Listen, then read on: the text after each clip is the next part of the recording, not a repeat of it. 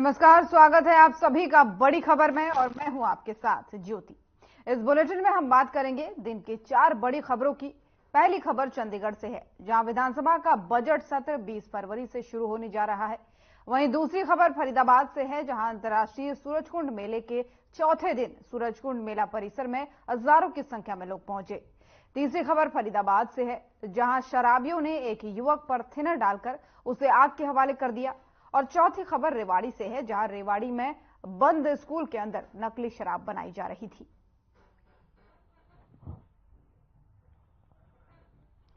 तो 4 बड़ी खबरों के साथ शुरुआत करेंगे। पहली खबर जो है वो 23 फरवरी को प्रदेश का बजट पेश होगा, उसको लेकर के है। दूसरी खबर सूरजकुंड मेले की है, जहां पर धूमधाम से मनाया जा रहा है। आज चौथा दिन है और लोग यहां हजारों की संख्या में पहुंच रहे हैं। तीसरी खबर जो है वो है शराब पीने से रोकना एक युवक को भारी पड़ गया और कुछ लोगों ने इस पर थिनर डालकर इसे आग के हवाले कर दिया। और चौथी खबर एक स्कूल से है, जहां पर नकली शराब बनाए जाने की खबरें सामने आ रही है। इसको लेकर के प्रशासन भी अब हरकत में आ गया है। तो 4 बड़ी खबरें हैं, चारों बड़ी खबरों करेंगे। और पहली खबर बजट को लेकर के है। चारों तस्वीरें आपकी स्क्रीन पर हैं बड़ी खबरों की।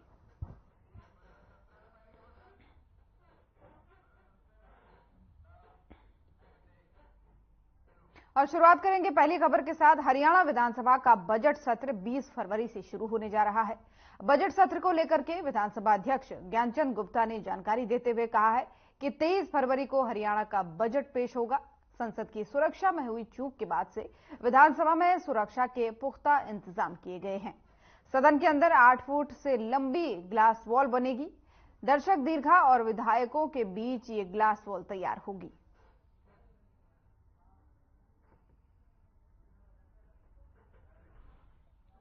तो खबर चंडीगढ़ से आपको बता रहे हैं, जहां पर 20 फरवरी से विधानसभा का बजट सत्र शुरू होगा।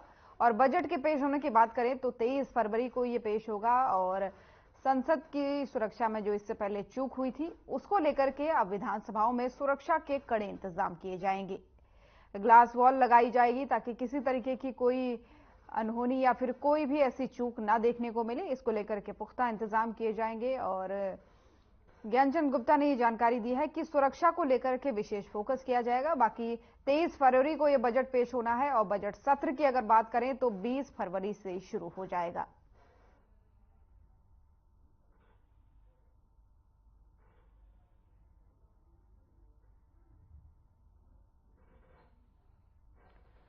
तो चंडीगढ़ से आपको खबर बता रहे हैं, जहां पर 20 फरवरी को प्रदेश का बजट पेश होना है।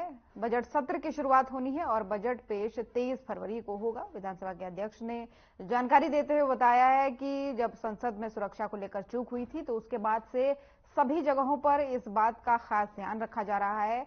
राज्यों के बजट सत्र जो पेश हो रहे हैं और साथ ही साथ सुरक्षा के कड़े इंतजाम हो, इसको लेकर के विशेष फोकस किया जा रहा है।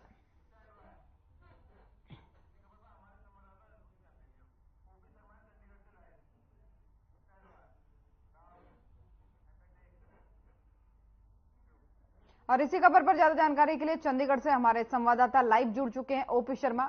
ओपी, आपसे जानना चाहेंगे, बजट सत्र की अगर बात करें तो 20 फरवरी से शुरू होना है और 23 फरवरी को बजट पेश होना है। तो ऐसे में क्या कुछ इंतजाम जो है वो किए जा रहे हैं, अपडेट दीजिए। देखिए, जो हरियाणा कैबिनेट की जो बैठक हुई थी, उस बैठक में जो है 20 फरवरी को जो है बजट सत्र जो है शुरू करने की जो है सिफारिश राज्यपाल से की गई है और राज्यपाल द्वारा इसको मंजूर कर दिया गया। लेकिन विधानसभा सत्र जो है वो 6 मार्च चलेगा और सत्र जो है वो 2 चरणों में जो बुलाया गया। लेकिन अभी तक इन दोनों का जो टेंटेटिव प्रोग्राम जो है वो नहीं बना कि पहला चरण कब से कब तक चलेगा और दूसरा चरण कब जो है वो शुरू होगा। लेकिन जिस तरीके से बात सामने आ रही है उसमें बताया जा रहा है कि 20 फरवरी को जो है बजट सत्र राज्यपाल के अभिभाषण के साथ जो वो शुरू होगा। इसके बाद 23 तारीख को तीसरे दिन जो है मुख्यमंत्री मनोहर लाल, जिनके पास हरियाणा के वित्त विभाग का चार्ज है, वो जो साल 2024 और 25 का जो आम बजट है वो पेश करेंगे। और बजट को लेकर जो है सरकार और विधानसभा के बीच में जो है के दौरान जो है पूरी तैयारियां उनकी तरफ से जो वो की जा रही है। और जहां तक बजट सत्र की बात करें तो इस बार के बजट सत्र को लेकर जो हरियाणा विधानसभा में विशेष जो इंतजाम किए गए। 13 दिसंबर को जो देश की संसद के अंदर जो प्रदर्शन हुआ था, जो पीले रंग के जो है वो जो स्मोक जो दिखाया गया था, उसके बाद से ही हरियाणा विधानसभा में जो सीख लेते हुए कुछ सुरक्षा के इंतजाम किए गए हैं। जो पब्लिक गैलरी और मीडिया गैलरी है, उसके अंदर जो है वो करीबन 8.5 फीट ऊंची जो है वो एक जो ग्लास स्क्रीन लगाई जाएगी, ताकि विधानसभा की कार्रवाई के अंदर किसी भी तरह का जो व्यवधान ना आए। शनिवार को खुद हरियाणा विधानसभा के स्पीकर ज्ञानचंद गुप्ता ने इस मसले पर लेकर एक उच्च स्तरीय बैठक बुलाई थी, उसमें ये फैसला किया गया। तो अब 20 तारीख को जब हरियाणा विधानसभा का बजट सत्र शुरू होगा, तो उससे पहले सुरक्षा के जो है तमाम इंतजाम वो कर ले जाएंगे। इसके अलावा अगर विधानसभा की सुरक्षा की बाहरी बात करें, तो उसको लेकर जो आमतौर पर जो पहले की तरह सुरक्षा की जाती है, वही सुरक्षा जो है वो बढ़ाई जाएगी। सबसे बाहरी घेरा जो होगा वो चंडीगढ़ पुलिस के पास होगा, उसके बाद हरियाणा पुलिस जो है वो अपनी मोर्चाबंदी करेगी। जी बिल्कुल ओपी, और बहुत जरूरी भी है सुरक्षा को लेकर के कड़े इंतजाम होना, क्योंकि पिछली बार जो संसद में देखा गया, इसको न दोहराया जाए, इसको लेकर के लगातार प्रयास किए भी जा रहे होंगे। लेकिन बात करें अगर मुद्दों की, तो किन चीजों पर इस बार सरकार फोकस रखने वाली है? क्या कोई जनता को सौगात मिल सकती है, इस तरीके की कोई खबर हो सूत्रों के हवाले से? देखिए ज्योति, अगर बजट सत्र की बात करें तो जाहिर सी बात है कि चुनावी साल है, लोकसभा और विधानसभा चुनाव जो है हरियाणा के अंदर होने हैं। तो ऐसे में उम्मीद कि लोग जो है उम्मीद कर रहे हैं कि शायद इस चुनाव में जो है किसानों को जो सभी तबके हैं उनको कुछ ना कुछ जो है सरकार की तरफ से जरूर कुछ दिया जाएगा। और अब बहरहाल सारी बातें जो बजट के ऊपर ही जो है वो कहीं ना कहीं निर्भर करते हैं। पिछले साल का जो कुल बजट था वो करीबन 1,84,000 के आसपास था। तो इस बार उम्मीद की जा रही है कि जो कुल बजट होगा वो 2 लाख के आसपास जो है वो पहुंच सकता है। तो ऐसे में देखने वाली बात ये होगी कि सरकार किस तरीके से इस बजट का जो है उपयोग करते हैं। वहीं अगर मुद्दों की बात करें तो विपक्ष के पास जो है काफी मुद्दे, हालांकि अभी तक विपक्ष के जो हरियाणा विधानसभा स्पीकर है उनकी तरफ जो है वो किसी भी तरह का विपक्ष की तरफ से कोई क्वेश्चन या कॉलिंग अटेंशन या एडजन मोशन जो है वो अभी तक नहीं भेजे गए हैं। 7 फरवरी को जो है चंडीगढ़ में हरियाणा कांग्रेस जो हरियाणा विधानसभा में मुख्य विपक्षी पार्टी है, उसकी एक विधायक दल की बैठक होगी। उस बैठक में जो है वो तमाम मुद्दों पर जो है चर्चा की जाएगी, और उसके बाद ही जो है पूरी तौर पर पता चल पाएगा कि विपक्ष किन किन मुद्दों को लेकर जो है वो सरकार से दो हाथ करने की तैयारी में। जहां तक अगर मुद्दों की बात करें तो अभी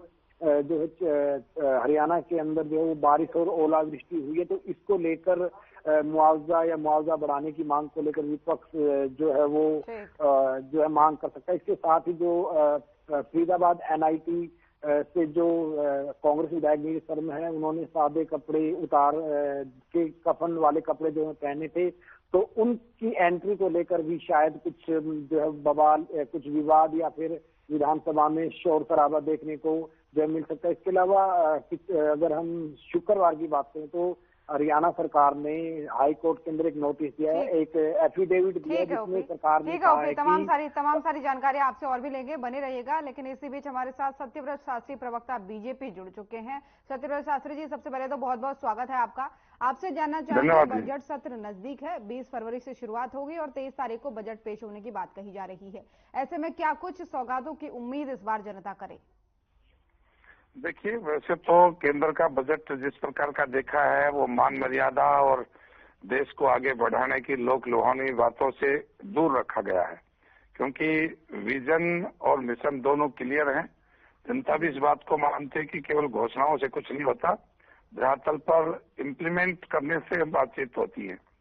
तो हम मानते हैं कि इसी प्रकार का, बल्कि जो हरियाणा की आवश्यक चीजें हैं उनके ऊपर तो फोकस रहेगा ही, लेकिन केवल चुनाव को देखकर वो समय गया। अब जब राजनीतिक पार्टियां अपने आने वाले समय में चुनाव बटोरने के लिए, वोट बटोरने के लिए वो इस प्रकार की लोक घोषणाएं करते थे और बाद में उसको विड्रॉ करते थे, लेकिन इस प्रकार का नहीं होगा। मर्यादा और संयम के साथ देश और प्रदेश को आगे बढ़ाने वाली जो व्यवस्थाएं होंगी उनके ऊपर ज्यादा फोकस रहेगा। महिला, युवा, किसान और मजदूर, ये 4 फोकस रखे गए हैं माननीय प्रधानमंत्री नरेंद्र मोदी जी के द्वारा, और उसी के अनुरूप हरियाणा का बजट भी रहने की संभावना है। बिल्कुल शास्त्री जी, बने रहेगा। अंश वत्स जी, प्रवक्ता कांग्रेस, भी हमारे साथ बन चुके हैं फोन लाइन पर। अंश वत्स जी, बहुत बहुत स्वागत है आपका। सबसे पहले तो अगर पक्ष की बात करें तो सरकार पूरी तरीके से तैयार है बजट को लेकर के। उनका कहना है कि 4 लोगों को मुख्यतः फोकस में रखा जाएगा, महिलाओं को, युवाओं को, मजदूरों को। तो ऐसे में विपक्ष कितना तैयार है बजट सत्र को लेकर के? बस जी, आपको मेरी आवाज आ पा रही है? और जी जी जी, मेरे पास आवाज आ रही है। आपको मेरी आवाज आ रही है? जी, आ रही है। जी जी जी, सबसे पहले तो आप सभी लोगों को मेरा धन्यवाद।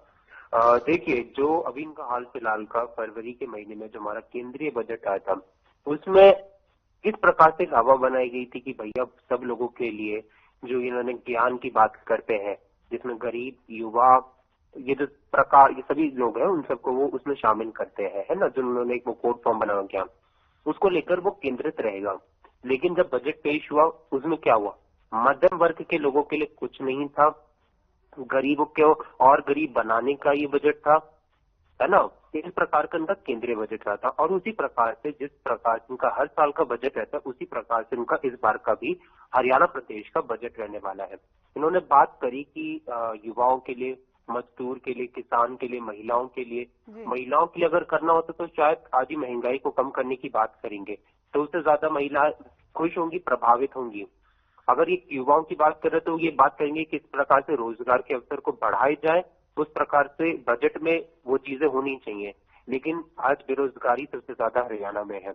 मजदूरों की बात करें, सभी लोगों के अधिकारों का ये हनन कर रहे हैं, तो कहाँ से इन लोगों के आगे बढ़ाने की बात करेंगे। किसानों की बात करें तो किसानों की जिन्होंने आय दोगुनी करने की बात करी थी, एमएसपी की बात करी थी, आज वो कहाँ है? किसानों को उनका अधिकार तो मिला नहीं है। तो कहाँ से इन वर्ग के लोगों के लिए बात करने की बात कर रहे हैं? हर बार की तरह ये बजट में एक जुमला पेश करेंगे, जनता समझ नहीं पाएगी, और उसी प्रकार से ये जनता को महंगाई की आड़ में, बेरोजगारी की आड़ में ऐसे झूठे जुमलों में फंसाने का काम करेंगे। लेकिन जनता अब जागरूक बन चुकी है, जनता समझती है कि क्या उनके लिए सही है, क्या गलत है। भाजपा के 10 साल का जो उनका जुमला रहा है उसको पहचानती है, और उसके अनुरूप वो उनके जुमलों में नहीं आने वाली है। बिल्कुल। वत्स जी, एक तरफ पक्ष का कहना है कि हम इन 4 मुद्दों को फोकस में रखेंगे, जैसा कि आपने सुना। ऐसे में क्या विपक्ष के मुद्दे भी ये 4 लोग ही रहने वाले हैं, महिलाएं, युवा, मजदूर और किसान? जी, हमारे सभी जितने भी वर्ग हैं, किसान हो, महिलाएं हो, युवा हो, मजदूर हो, या कोई भी अन्य वर्ग हो जिसको आज भाजपा ने प्रताड़ित किया हुआ है, उन्हीं सब लोगों को लेकर हम बात करते हैं अपने हमेशा। और हमारा जो संकल्प पत्र रहा है उसमें भी हमने सभी उन्हीं लोगों को ध्यान में रखकर अपने संकल्प पत्र की बात करी है। तो चाहे वो बात हो 6,000 रुपये बुढ़ापा पेंशन देने की, 2 लाख सरकारी पद भरने की, महिलाओं को हम 500 रुपये सिलेंडर देने की, तो इन्हीं सब लोगों को ध्यान में रखते हुए मनरेगा के मजदूरों के लिए मनरेगा के मेट को पक्का करने की बात हो, किसानों की आय की जो उन्होंने बात करी थी, दोगुनी करेंगे मोदी जी, जो उन्होंने अभी तक पूरा नहीं किया, तो किसानों के लिए इन्हीं सब लोगों को हमारे संकल्प पत्र में भी है। और सभी वर्गों को हमने अपने संकल्प पत्र में साधा है, रखा है कि उनके किस प्रकार से उनकी सभी अधिकांक्षा, उनकी जो आकांक्षा है उनको पूरा किया जाए, उनके अधिकारों को उनको मिले जो भाजपा ने छीनने का काम किया 10 साल में, तो वो उनको देने का हमारा काम रहा है। ठीक है, वत्स जी बने रहिएगा। सत्यव्रत शास्त्री जी भी हमारे साथ बने हुए हैं, प्रवक्ता बीजेपी। सत्यव्रत जी, आपसे जानना चाहेंगे, जिस तरीके से विपक्ष की अगर बात करें वो तो नाखुश नजर आ रहा है, ना उसको केंद्रीय बजट पसंद आया, और हरियाणा की अगर बात करें तो वो कह रहे हैं कि जिन 4 लोगों की आप प्रमुखतया बात कर रहे हैं उन्हीं के अधिकारों का हनन करने का आपने काम किया है। किस तरीके से जवाब देंगे? देखिए, कांग्रेस के पास न तो कोई बुद्धि कौशल की बात रही और न कोई विजन की बात रही। ये लोग वही काम करते हैं जो भारतीय जनता पार्टी को एजेंडा सेट करती है, उसके पीछे चलने वाले लोग हैं। ये पिछलग्गू कह सकते हैं इनको। इनके पास कोई मुद्दे नहीं है पब्लिक को लेकर चलने के। राम मंदिर बना, राम मंदिर का विरोध करे, दूसरे मंदिरों में घूम रहे हैं। तो महिला, युवा, मजदूर और किसान की बात करते हैं, ये कहते हैं प्रताड़ित हो रहे हैं। तो इनके पास अपनी कोई न तो कल्पना है, न कोई रचना है, न इनके पास कोई ऐसा विजन लेकर चलने वाला है कि भाई 2029 में क्या करेंगे, 2040 में क्या करेंगे, 50 साल बाद क्या करेंगे।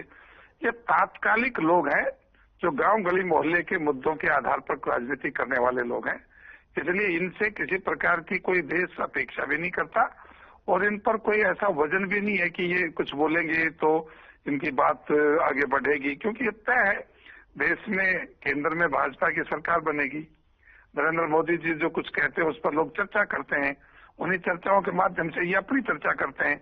इनके पास अलग कुछ नहीं है, अलग कुछ होता तो अलग हटकर बात करते हैं। इसलिए इनकी बातों पर न तो जनता कोई एक्शन रिएक्शन करती और न हमें बहुत ज्यादा इनके बातों को रखकर जवाब देने की आवश्यकता है।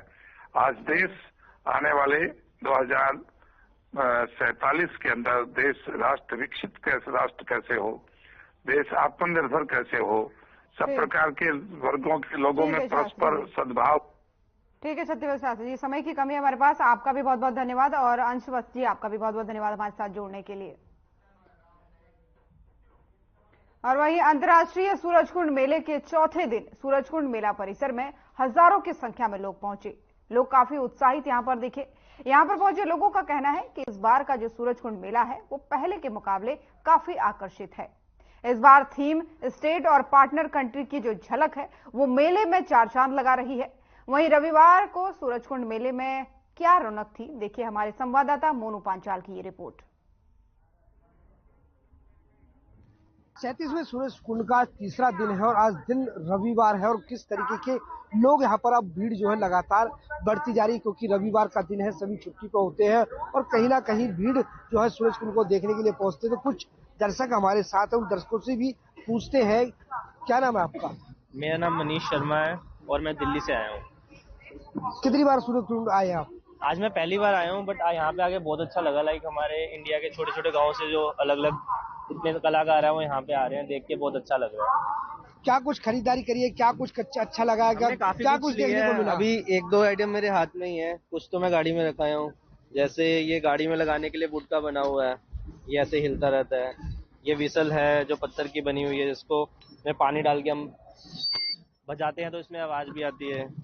काफी चीजें हैं और ये वुड के ऊपर बनी हुई शिव जी की प्रतिमा है। काफी चीजें हैं, लाइक काफी अच्छा लग रहा है। फर्स्ट टाइम आया हूँ, काफी टाइम से मौका नहीं मिला यहाँ पे आने का। बट किसके साथ आए हैं? फैमिली के साथ आए? साथ आया हूँ अपने। जी।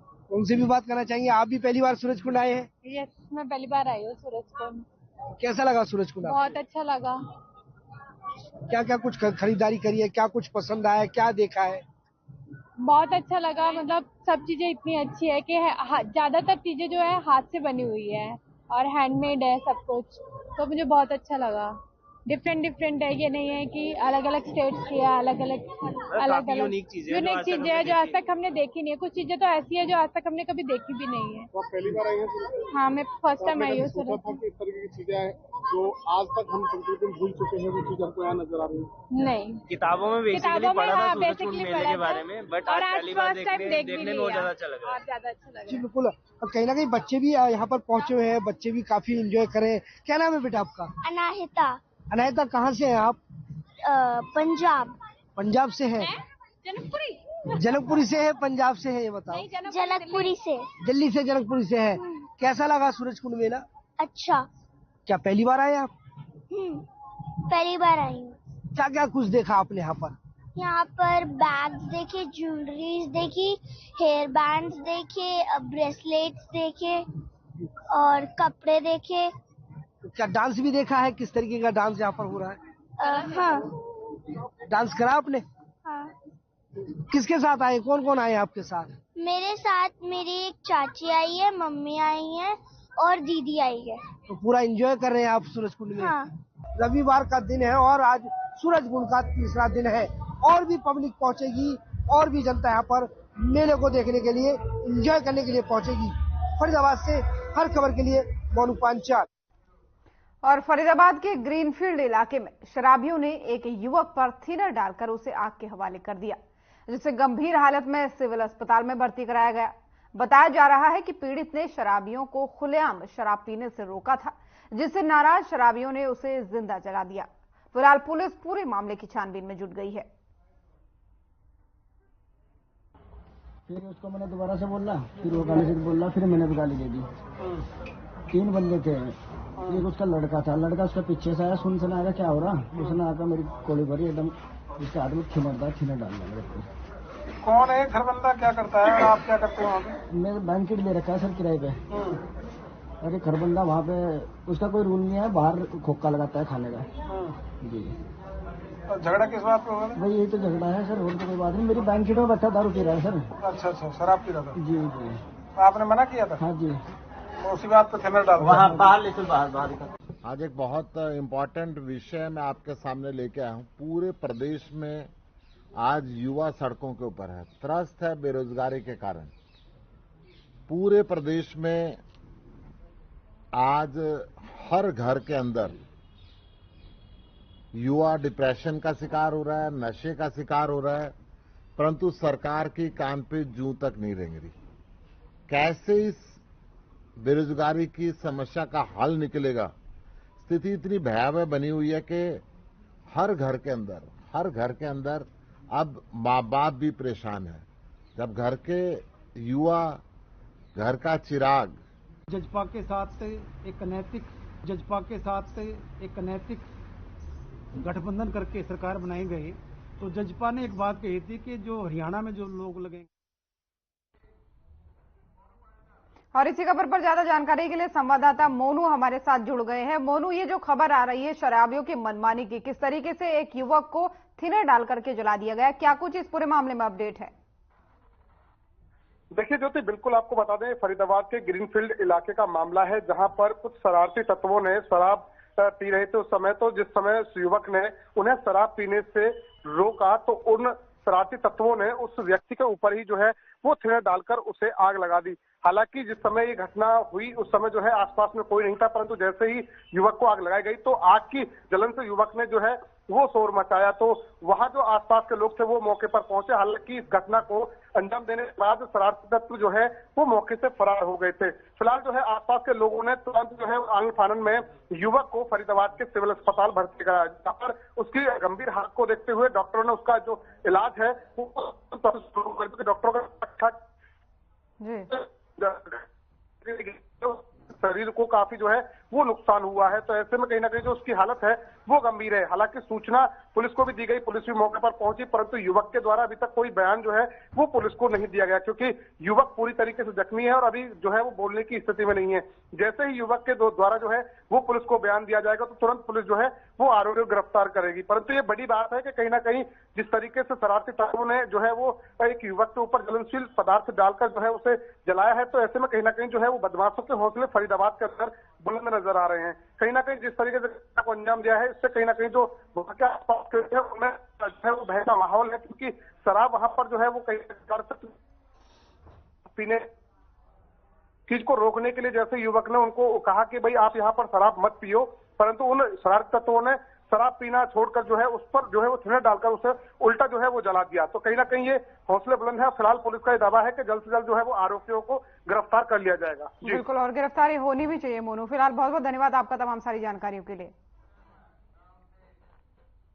और वहीं रेवाड़ी में बंद स्कूल के अंदर नकली शराब बनाई जा रही थी। एक्साइज और पुलिस ने मिलकर के यहां से कुछ शराब की भरी पेटियों के अलावा शराब की खाली बोतलों और फर्जी होलोग्राम बरामद किए हैं। इतना ही नहीं, i20 कार और 1.5 लाख रुपए कैश भी बरामद किया है।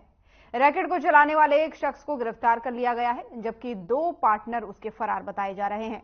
दरअसल रेवाड़ी की कोसली थाना की पुलिस को सूचना मिली कि पावर हाउस के पास कुछ सालों से एक प्राइवेट स्कूल बंद है, जिसमें कुछ लोग मिलकर नकली शराब तैयार करने का काम कर रहे हैं। तो रेवाड़ी से आपको खबर बता रहे हैं, जहां पर एक कुछ सालों से बंद पड़े स्कूल में नकली शराब बनाने का काम हो रहा था। जब पुलिस को इसकी सूचना मिली तो पुलिस ने मौके पर छापेमारी की और छापेमारी के दौरान कई पेटी शराब बरामद की गई।